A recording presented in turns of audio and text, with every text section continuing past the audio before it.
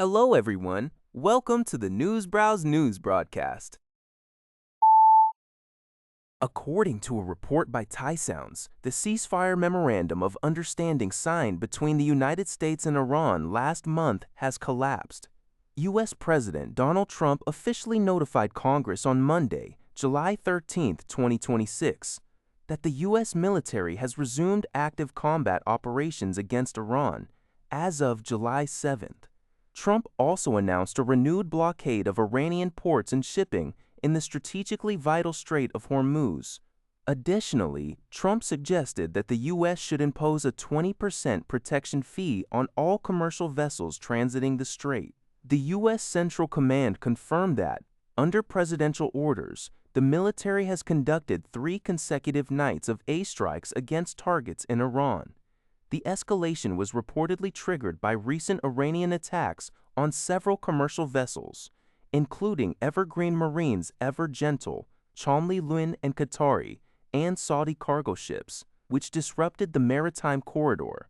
Under the War Powers Act, the Trump administration asserts that this formal notification allows the U.S. to conduct military operations for up to 60 days without prior congressional authorization.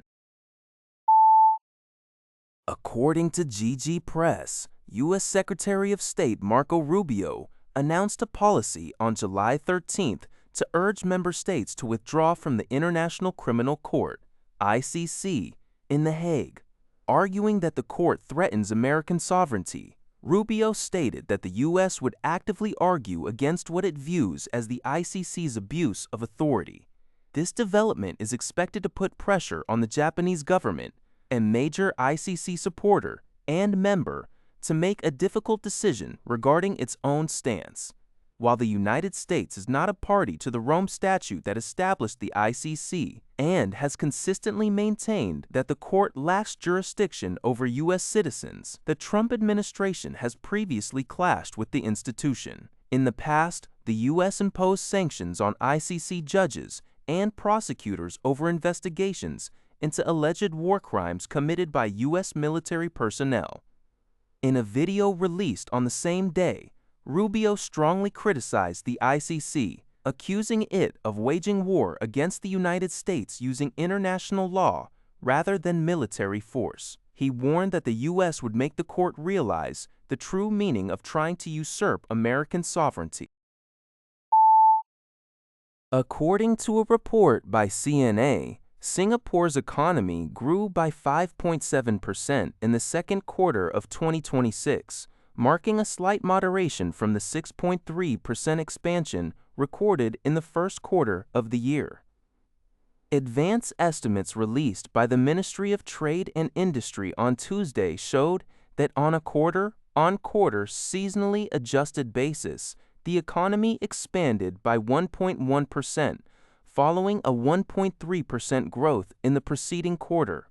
Despite the overall easing of growth, the country's manufacturing sector showed robust performance, accelerating to a 12.2% expansion in the second quarter, up from an 8.0% growth in the first quarter.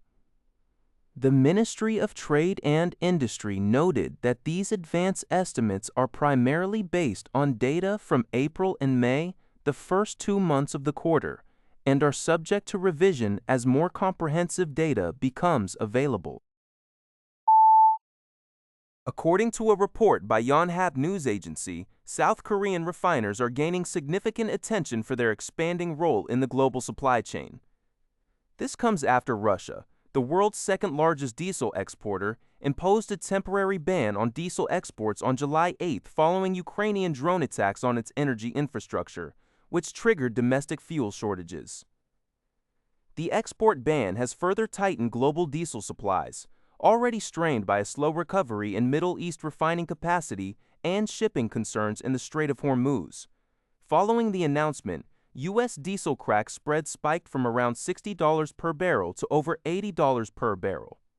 As the world's 5th largest refining nation, South Korea boasts a combined capacity of approximately 3.2 million barrels per day. Industry analysts expect local refiners like SK Innovation and S-Oil to be major beneficiaries, as they operate highly sophisticated, export-oriented facilities that can quickly increase shipments to Asia and other regions when global supplies run thin. The positive outlook led to a sharp rise in SK Korean refinery stock prices. According to TechCrunch, Singapore-based video generation startup PixVerse has closed its Series C extension round, bringing the total raised in the Series C to $439 million. With this new tranche of funding, the company's valuation has officially crossed the $2 billion threshold, securing its unicorn status. The extension round attracted high-profile investors including Alibaba, Lollapalooza Capital, and Ivy Capital, joining existing investors such as iGlobe Partners and LionX Ventures. Founded in 2023 by former ByteDance computer vision expert Wang Chonghu and former Lighthouse Capital executive director Jiadin Xie, PixVerse provides multiple video generation models.